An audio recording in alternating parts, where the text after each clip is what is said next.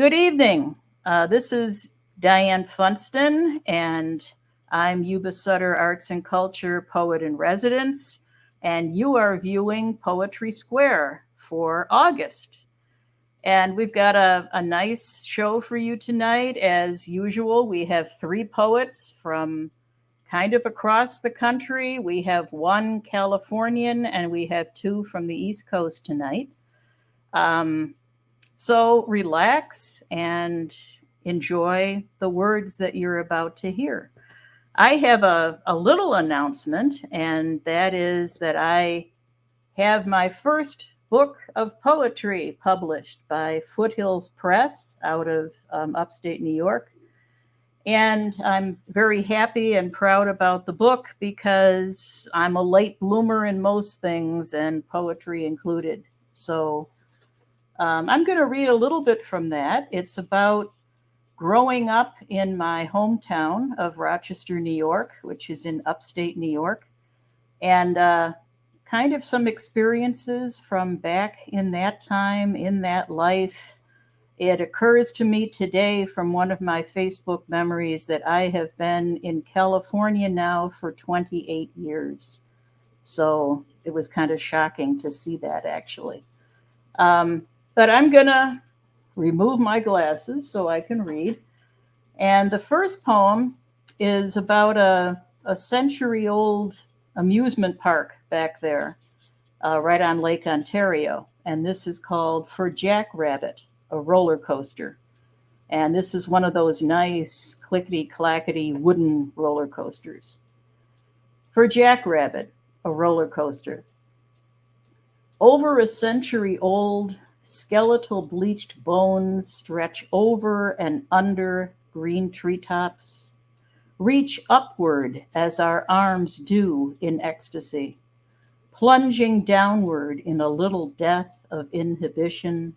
Freedom comes with a roar and a scream so loud no one can hear it, and everyone can. The green caterpillar winds up and around, down through valleys, up through peaks. The ride ends in the dark tunnel, like the unconscious, or before birth, after death.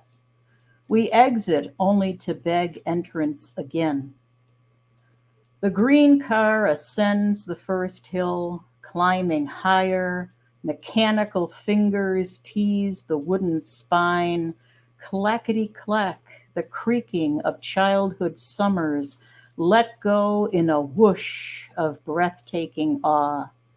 This is a memory made real again, taking the dare and riding it out, overlooking Lake Ontario, gray-blue canvas horizon, looking down to childhood or up toward heaven, without fear, riding in real time and coasting on memory. Standing in line, awaiting another turn, another chance at the immortality of speed and suddenness, of wood and rail. A time machine resurrecting youth again. Round and round she goes. Where will she be when she comes out of the tunnel? Who were you when you first went in? Over a century old, skeletal bleach bones stretch over and under green treetops, reach upward as our arms do in ecstasy, plunging downward in a little death of inhibition. Freedom comes with a roar and a scream so loud no one can hear it, and everyone can. Okay, and this one is called Witches' Pits. In a forgotten cemetery back east, there are deep pools of unmoving water locals call witches' pits. Legends say that women accused of witchcraft were buried at the bottom, broken-limbed but alive as water poured in, covering guilt or innocence with blue-green still water, disturbed by an occasional ripple. Your eyes are witches' pits, deep, still, blue-green. If I look into them too long, I am dragged deeper into desire than I sometimes believe I can climb out of. I struggle against unsolicited wetness that envelops me, but I fall, a body seeking a ripple from your touch, my guilt or innocence buried in the deep, still pools of your eyes. And actually, those are geological formations. They're not really witches' pits, but it's a lot more fun to think about that. This one is called Fish Fry Fridays.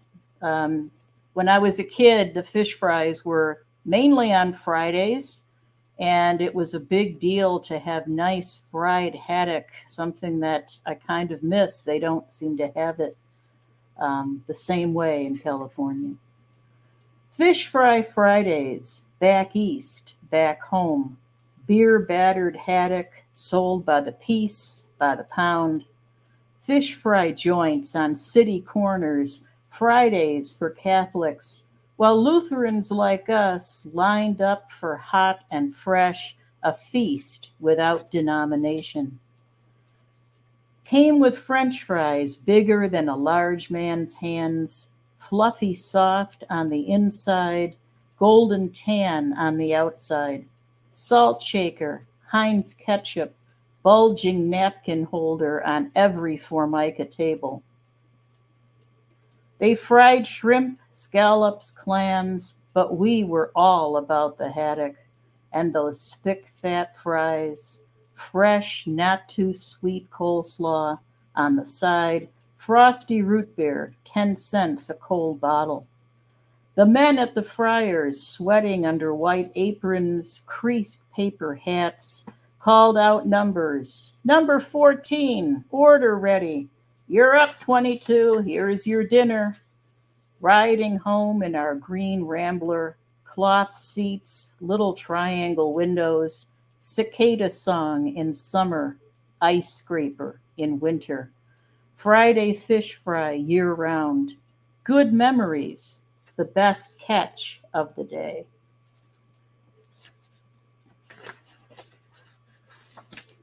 And this one is called An Echo of Manatee Beach Road. Manatee Beach Road runs between rows of Lombardy poplars, leaves shaking off lonely humidity on summer days. The long abandoned Victorian hotel, once trolley destination of hundreds, sits in what little remains of its once former elegance, remodeled down to an eventual snack bar, closed. Manatee Beach was a picnic drive. We'd pack sandwiches, sliced tomato, hard-boiled eggs, cans of pop, just Grandma, Grandpa, and me. They would talk about the dance halls, speakeasies, their early days in Manitaw's glorious days. In their eyes, I'd see the glow of the carousel that once was, hear the echo of the bandstand. Then we'd throw stones in the water, Grandpa teaching me to skim them. Later, I'd collect colored beach rocks, weathered from age and nature's temperament. Pieces, too, of old decaying pier, combining their past, our present, my future, turning them in my hands like odd gears to a time machine. A forgotten lakeside resort, beloved grandparents, an introspective young girl on Manatee Beach Road. Okay, and I'm going to read you a last poem, which is called First Job. Cream donut box, counter girl, 17, in at 6 a.m., out at noon. Old men order Coffee, regular, fry cake, cruller, apple fritter, honey, sweetie, girly, gimme a smile. You got a boyfriend? I never minded. Their retired eyes twinkled. The men would sit close on metal stools, drink coffee and refills, joke and laugh, trade workday memories when the factories ran round the clock, all those years on the line. We counter girls gave them a smile, extra cream and sugar, upgrade to a fritter on the house when the boss stepped out. Sure, Joe, your refill's coming. Nah, I'll wipe up the spill, Larry. Cup got in the way of your elbow. Sure was a funny story, though. Sunday mornings, they came in with their wives, straight from church. Dozen to go. No, honey, sweetie, girly. Their eyes downcast, wives handling the cash, their coats buttoned high. I loved my first job, all but Sundays. And I'm going to close with just one short last one. Everyone has heard of Niagara Falls. Some of us have been there many times. And this one is called Horseshoe Falls. I stand before the behemoth. Its smile, toothless and wide, spans the face of a river. With gaping maw, danger pours along with fascination, the mesmerizing hiss, backlit with summer sunshine. I feel small as the little girl I was when we first met. Closer, it seems to whisper, a low tone beneath the roar of sound. No, I respond, mostly to myself. I still face the gleaming white grin, repetitive, seductive laughter, powerful urgency. We are so unequal in impact, in show, in experience. I rock back and forth on unsteady feet and wipe the moisture from my face as I pull away back from the grasp of Niagara. Thank you very much. And next we're going to hear from Susan Woolbridge.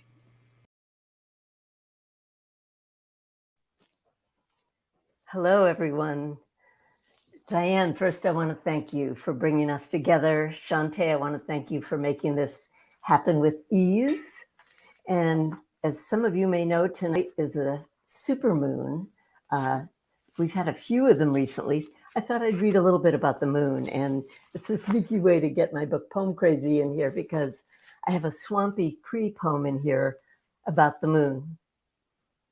All the warm nights, sleep in moonlight. Keep letting it go into you. Do this all your life. Do this. You will shine outward in old age. The moon will think you are the moon. And I have a couple of moon poems I dug up. Robert Sward read one time and he pulls out these little index cards from a pouch. And I've started doing that. It's so fun. So here's The Hermit and the Moon. I hope I can read it. I haven't read this for a while. The hermit has fallen in love with the moon on the midnight beach. Ah, her smooth skin, how deep in space her sighs, how her amber arms trail love in his first starry embrace of the rolling white curve of her cradling the night as she turns and draws the ocean to his feet. And I have another one called, if I can find where I put it, Hear the Moon, Stone Silver. Actually, I'm not finding it. I might know it by heart, but I better skip it. These little index cards can get lost. So I'm going to read you instead My Shadow. And the fun thing about this is I once had the honor of being where Kim Adonisio was reading, and she liked this poem because it's a little bit naughty. My shadow wears leopard shoes ocean dress, leopard hat, and she knows the order of things. Her hair is green vines, and she lives to drive men wild. They walk babbling into the sea. The mousier I act, the more men she drowns. My shadow is a gray cat who makes lizards drop their frenzied tails and makes me wear her shoes. I'm thinking I'm going to read another one called Mating with Geese because it's so fun to be naughty, and I know that's part of what we're doing today. This is in a little poem, book. It's very sloppy. This is my reading copy called Bathing with Ants. And I have marked mating with geese, and of course it's disappeared. It's right near my poem, Godlike Sex. Well, actually, I'm going to read Bird Tracks on White Bark first, and I have mating with geese lined up next. And you all might know who Ishi is. He was a Yahi native, and he came out in Oroville after everyone in his tribe was dead. And this is something I love about Ishi. Ishi, a Yahi, loved matches, how easily they strike fire. Words on paper have no apparent glow. Ishi called them bird tracks on white bark. But words on paper can move from mind to mind like flames from roof to roof in the wind. Not one word spoken. And here's mating with geese. I'm often driving from Highway 5 back to Chico, and I take Lone Star Road, and kind of had a little affair with Lone Star Road. That gives you an idea of how exciting my love life has been. Lone Star and I are very close, so this is mating with geese. It was on Lone Star Road, in full view of the Sutter Buttes, that I mated with geese. Squadrons rushed over me in waves, honking, flooding me with goose lust, teasing what was left of me, wrapped in denim, draped over my Honda's hood. I was smitten, lost as Leda, with relentless wings pulsing over me and the soaking road. Now, resistant to every shoe, I'm weaving a great straw and grapevine nest near the compost by the wild fig, sage, and collapsing poke beside our shed. So I think I'm going to read actually the first book in this, and I'm not seeing our little time chart here. I hope I'm okay with time. Here's First Words, and this came to me in my sleep.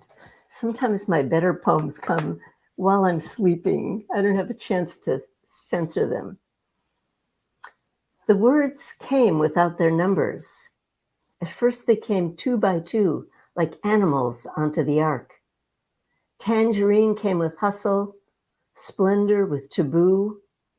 Some made a little electrical ping when they touched the ground. They hadn't been uttered and were all still shiny and intact. Nothing had been broken by them yet. Birds draped words over their bodies like bright stars of Bethlehem. Saffron, celestial, surge, surrender. Their colors were so bright, no one, had anyone been present, could have looked at them directly as if they'd just come from the sun. I would be ignorant as the dawn. Words like this kept falling from somewhere. Not like rain, though it was raining. Kangaroo, flame, phosphorescent, spin. Words came and wouldn't stop coming. Imbue, terrestrial, seed, soon. In a rush, in wildest light, that first wet morning. And I'm going to read you a poem that I find reassuring. I think we all need reassurance right now. What a crazy time. And I once had the pleasure of doing a workshop with Dorianne Laux, who had us create an interview with some historical figure or someone we would have liked to meet. And I chose an interview with the Baal Shem Tov, who was a Jewish mystic in the 1700s. Well, the spinning began early. My feet took me, what she had us do, I'll explain a little more. She had us simply write the answers to the interview questions. So the questions are not here, just the answers. Well, the spinning began early. My feet took me to the trees, and circling a tree led to spinning. Next, I climbed. I knew the moment I hung by my knees and saw roots in the sky, blue ground speaking. Yes, my mother let me do these things. It's the safety of a large family.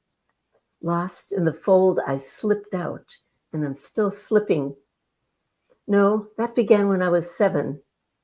From earth and sky both, the voice came and took me. Joy. No, there were no toothbrushes. I used foxtails to clean my teeth. Yes, I wore robes. No underpants. We had no elastic. Of course I wandered. Why would I stay in one place? I followed my feet, and soon other feet followed mine. That was lovely. We all sat in oak trees and sang and listened. Wine? Yes, a little bit of wine, my dear. Don't you love the grapes? Where can love take you? Me, it was uphill in a circle at the top for a time, and then down. Yes, sometimes I got cold, but I always dried out in the morning. Heavens, I can't tell you that, dear. That you must discover for yourself, though you may want to climb a tree with drawers beneath your gown and hang by your knees. I'll find another short one or two, and then we will move on. This is another one of my answers to how to save the world. Camouflage. If the earth could hide, clouds cover oceans, valleys disguise themselves like lizards, flattened and changing, unchanging leaves with flowers wilting, milkweed's white blood pulsing, and the earth so still, like a white rabbit and new snow, just breathing. And I have one more I'd like to read that I think is hopeful. Again, I've made it disappear. Here we go. It's on one of my little cards. It's called The Night Ark. There's no hurry. All that floundering by day, not to worry. There's room and time even for the water buffalo, slow, eaves and joists and joints of this ark creak, but it's vast and buoyant with all our dreams. So shut your eyes and do not fear.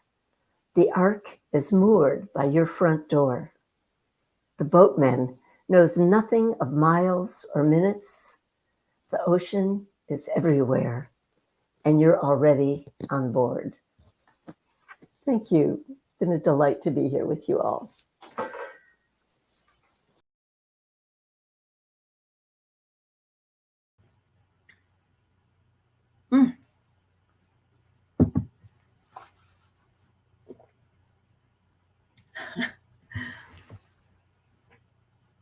So is it me now?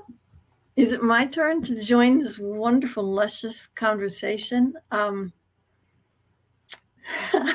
Yes, it is. So I'm Maggie Martin, and thanks to Diane for the invitation to read tonight and to meet definite kindred spirits, and to Shantae for putting this all together and making it really easy for me. I've been a poet and a writer and a performer and an educator for nearly 40 years. And in my native state of Pennsylvania, I was known as the poetry lady in many of the places where I brought my work and the work of other poets to the people I met and helped them to write and tell their own stories. And I moved to New Hampshire in 2004. And excuse me. So I joined a community, a really rich community of writers here. My work has appeared in anthologies and print journals and magazines, but most recently off the margins into the wild women's writing online. Um, I was born in the anthracite coal region of northeastern Pennsylvania, and I spent a great deal of my life pretending that that place had nothing to do with me. But it wasn't until I was admonished by a mentor to go back and claim that place and those people who shaped me that I began to write from that place. And so I'd like to share some of the things that I noticed about that place, even when I didn't know I was. And that only happened when I began to write. So, dirt. She sits in the tall grass, pretends not to smell the sour smell of water, trapped in bottoms of broken bottles, thick green glass edges smoothed by countless summer rains. She twists a tarnished silver teaspoon into the earth, still damp and cold in the afternoon sun, lifts up clumps of soil undisturbed for centuries before her parents breathed her name. She digs to get dirty. All over the neighborhood, sweating women grip rough-handled wood brushes, dip into hot, soapy water in pitted metal buckets behind latched kitchen screen doors. Some of my poems also come from my dreams, and one of the first, when I began to write, was this dream, word for word, except for one that got changed at the very end when I submitted it to Voices of Italian America. Old Women's Shoes is called. Unbeatable fortresses. Sturdy, enclosed, they covered the feet of the women who lived for the giving, all tied up and toned down, useful to hold in, to hold on. I dreamed one night of a field dusted over with twilight, planted with rows and rows of old women's shoes, turned upside down, staked to the ground, glistening with frost, impaled among the tomatoes.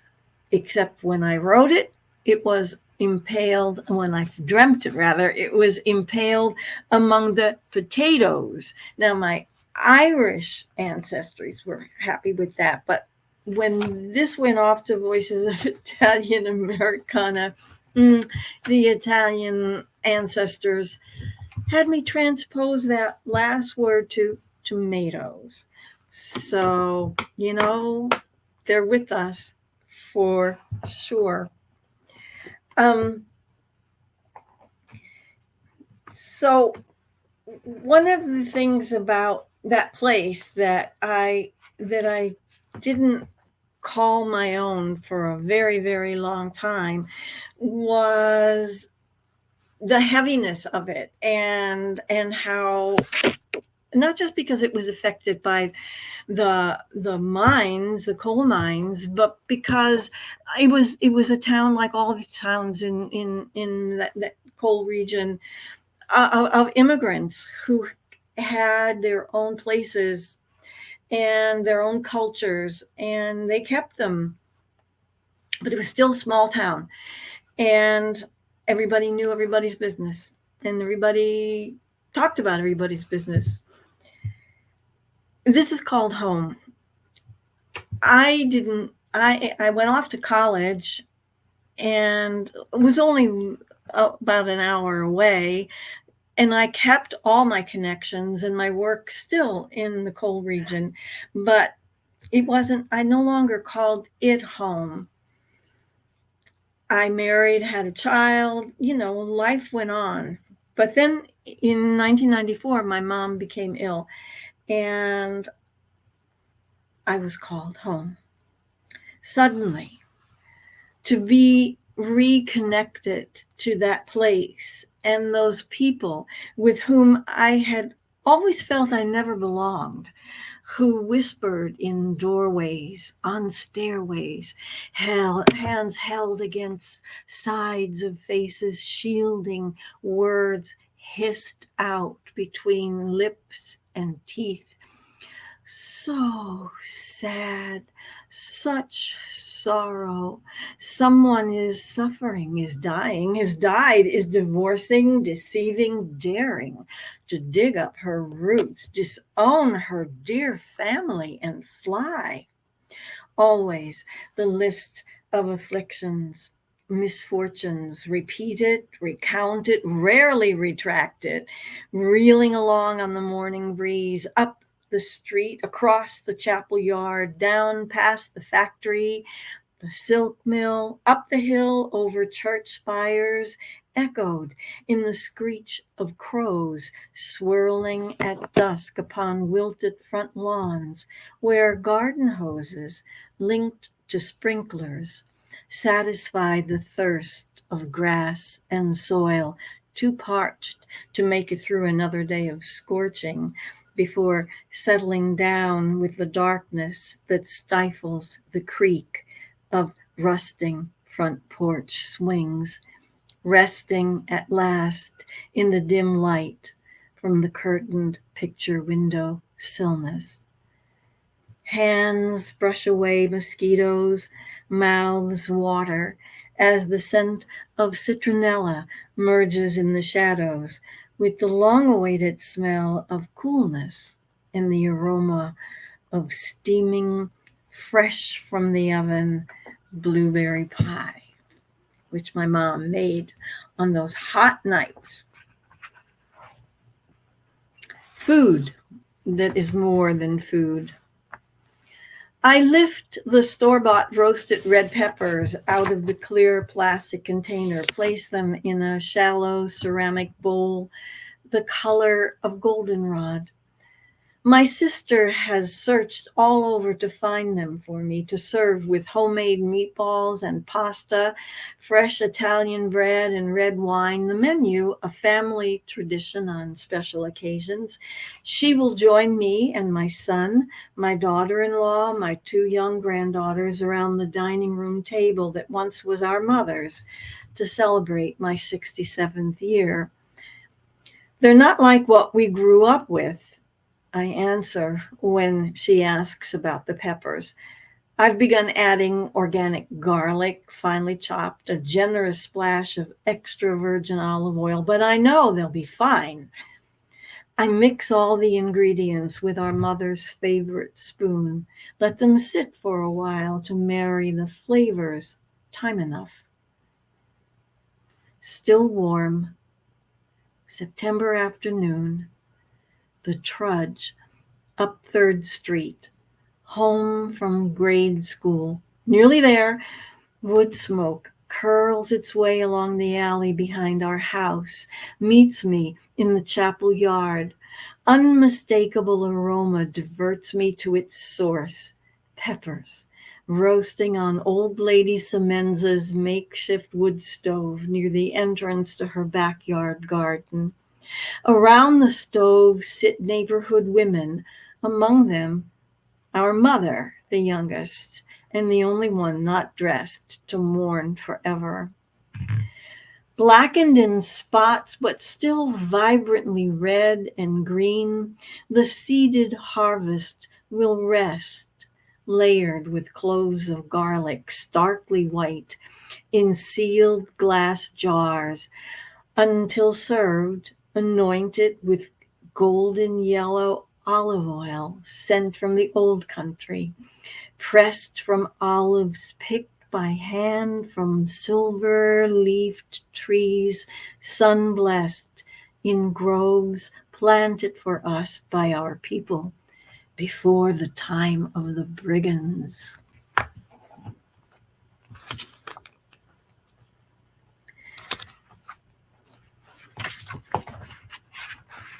My mother's favorite song was Dancing in the Dark.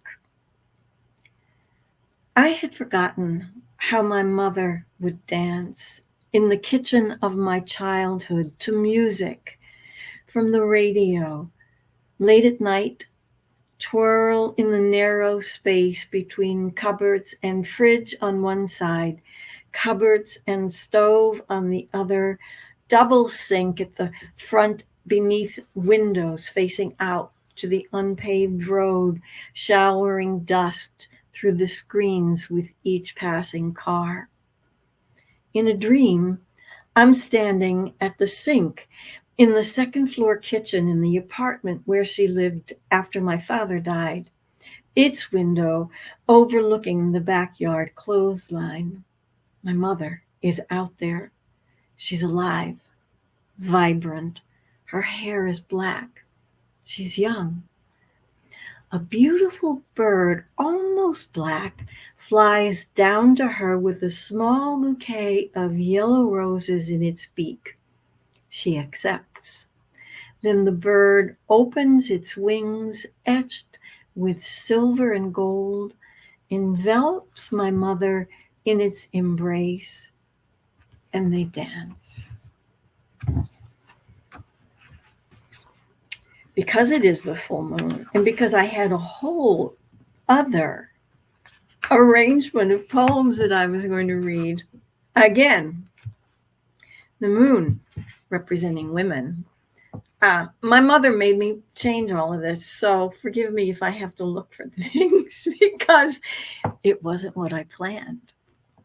But I think she'll approve. The women were powerful. This is called The Final Say, and it's about my father's sister, my Aunt May. After decades of marital devotion, Aunt May doubtless sat, spine straight across from the lawyer, waiting for the words in her husband's will she had every right to expect to hear. When disbelief left her alone that night, did she lie sleepless in her bed wondering what it was she must do? Or did the answer appear unbidden, rise up like her bread dough ready for baking? When she bent over the coal stove at dawn, gripping the hem of her apron to lift the metal latch on the oven door, make the sign of the cross over the bread pans she shoved onto oven racks? Or when she sat in the rocker and waited to slit at its center every perfectly crusted loaf with the tip of her sharpest knife, steamy aroma set free. The plan might have entered her mind when she prepared for herself what once was her late husband's favorite meal, twisted the chicken's neck, oblivious to its final squawk, feathery carcass still warm in her hand. Regardless of how her solution arrived, past regret, she made the decision. Dig him up. Get him out of her family plot. Let him rot in unsanctified ground. So, Hi, Maggie. It is time. thank you.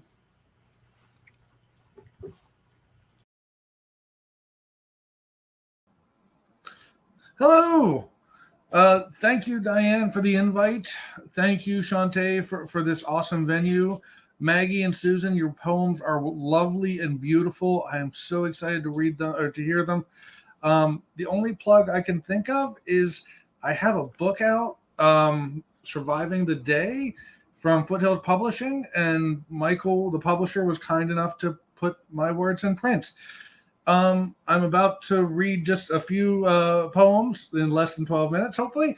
But I do want to say this morning, my wife's grandfather died. His name was Daniel Blau, wonderful human being. And if I could dedicate anything, I'd dedicate the reading for him.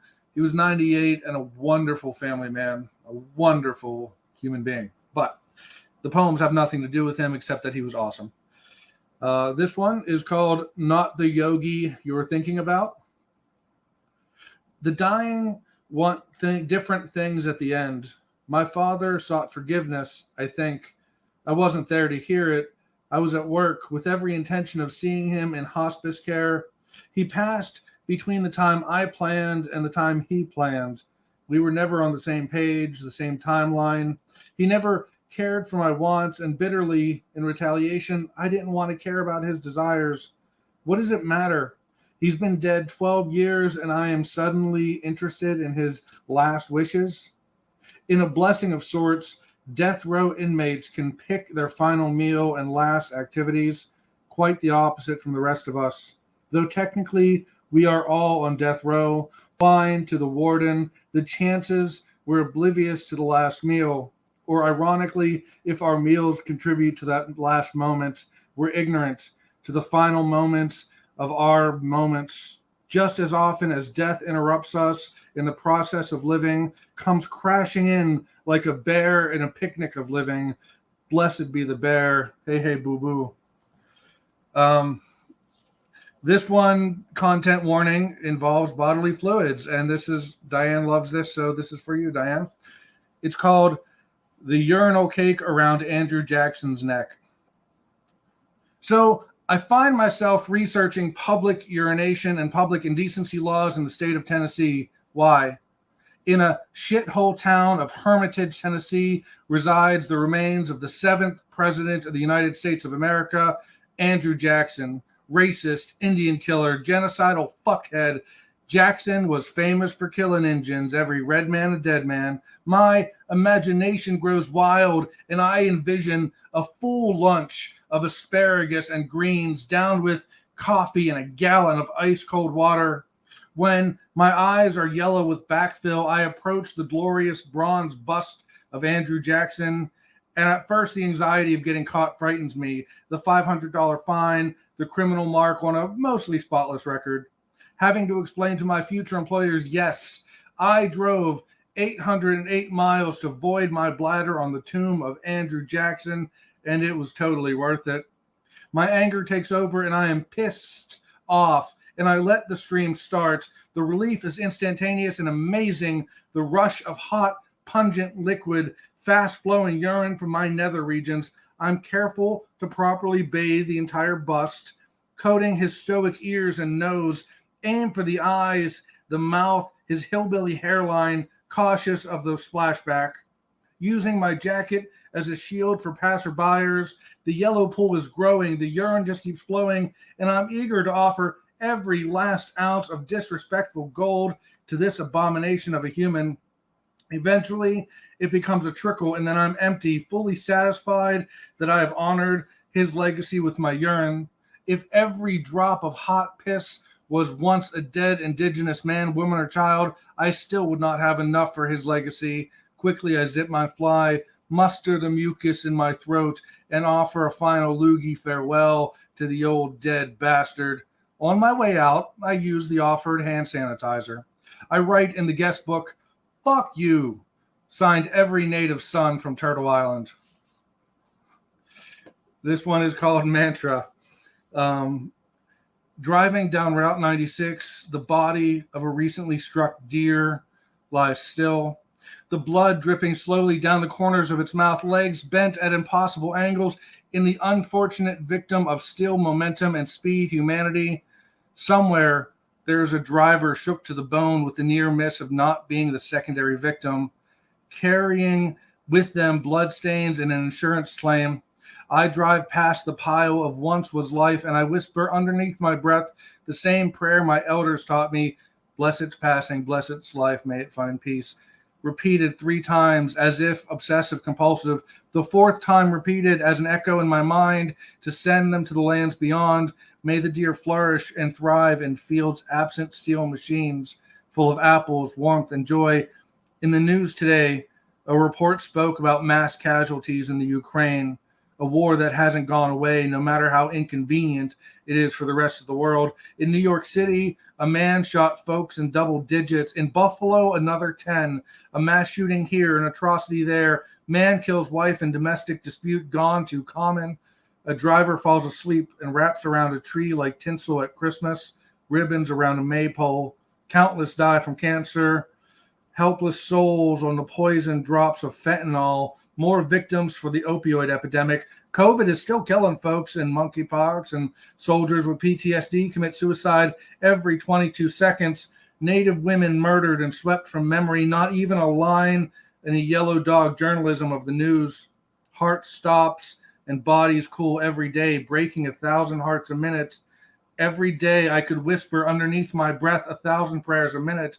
Bless their passing, bless their life, may they find peace. Bless their passing, bless their life, may they find peace. My lips move at a blur. The sound of the words blend and become a chant, similar to the monastic days of repeating Om Mani Padme Hum, a chant of loving kindness.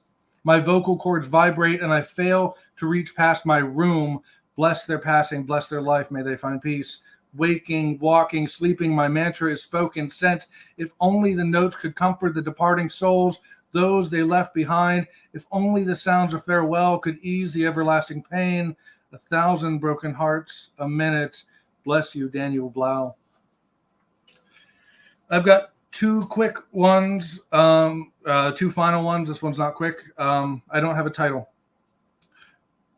As a teenager, I shed my indigenous. It was easy to do. The white world, seductive with its vitality, the loving singular God, the living vibrant now. I became almost all Irish, telling fanciful half-truths, exaggerating stories of an IRA grandfather and ancestral land in County Cork. It was seductive to be white. I mostly looked the part, my gene expression giving me lifelong privilege. I could be my father's son if he could be a father. I could be part of a living people. I could be part of this world. I could shed my medicine bag whose weight was more than a child could carry. It never fit. Like hand-me-down gloves, a size too small, stiff and awkward. It couldn't last. It wasn't real. I was no more connected to Ireland than I was the Lucky Charms mascot. To my native family, I was pink, white on the outside, dirty red on the in. My mother was that wild Indian woman. My sister was devoted to our people and became a medicine woman. The pull of the elders and stories held me captive, but I did not want to live in the everyday mourning song of a people who constantly live in our own funeral. Every day, a sorrowful cry of horror and atrocity. I didn't want to care about Carlisle schools, the terrible walks, the rapes, the murders, the thefts, the kidnappings, hiding in Appalachia woods while U.S. soldiers hunted my ancestors like dogs. And then, like dogs and horses, created ratios in our blood to define us and break us into smaller and smaller pieces until they could swallow us whole. I ran barefoot, denying what flat feet tell you. That blood doesn't have to hide anywhere. I was still pulled back to grass dance and pinch tobacco Saturdays, solstice and powwow, elders who earned respect in the same pejoratives of my wild Indian mother, whose blood on fire was legendary, even when she was brought low to a wheelchair with dancing bells. I denied my indigenous past until heart drum and culture stalked me into submission. I was dragged kicking and screaming into warrior dance and fry bread comfort realities. I could no longer outrun the scent of sweetgrass and heart drum and the memory tattoos of a history that will never leave the land of both the living today and the dead of yesterday. I've got one more for you, and I hope you enjoy it. And it's called Searching, and it's for my mother, who just passed away way too young. Anyway, Searching. She licks the small finger of her left hand. The wrinkled pad then kickstarts the blue ink pen. Reinvigorating the dried metal tip, she'll spend hours on complicated crossword puzzles, searching for words in the chaos of the page, a trait she passes down to her son. The ashtray grows fat and full with Marlboro Reds, and then Seneca All Naturals, her finger stained brown with nicotine pastimes. Patsy Cline on the cassette deck, intermixed with Conway Twitty and Buffy St. Marie. On a rare day off, she can carve out entire afternoons, nose deep in the search for words, while her children explore the limits of their world in the poorest neighborhood of Elliott in the west end of Pittsburgh, Pennsylvania. At night, she'll make 30-cent boxes of Giant Eagle mac and cheese made with a small batch of fry bread, homemade boiled tea without sugar, and whatever can be watched on bunny ears layered with aluminum foil. She'll teach her son words while using seasoned fingers and long witch-like nails to flip fry bread medallions, a city version of the traditional. She'll tell him family stories interlaced with trickster, creator, and the struggle to live in a world stolen from our people. She'll teach how words shape the world, how promises can be broken, how treaties destroy indigenous nation, and broken promises laced with alcohol destroy families. How the subtle play of language can create or destroy futures. How, without the word GED or diploma, her opportunities are limited to washing laundry or selling unmentionables. And how her pride leads her to entire days of Magdalene sister livelihood. She teaches her children independence, all while her battles would crush giants. She teaches lessons by working 12-hour shifts the same day that she had chemo at 7 a.m. She searches for devotion in undiscovered words. Years later, her daughters are scattered to the winds, and her son, he searches for words and searches for meaning in the chaos of the page. Thank you.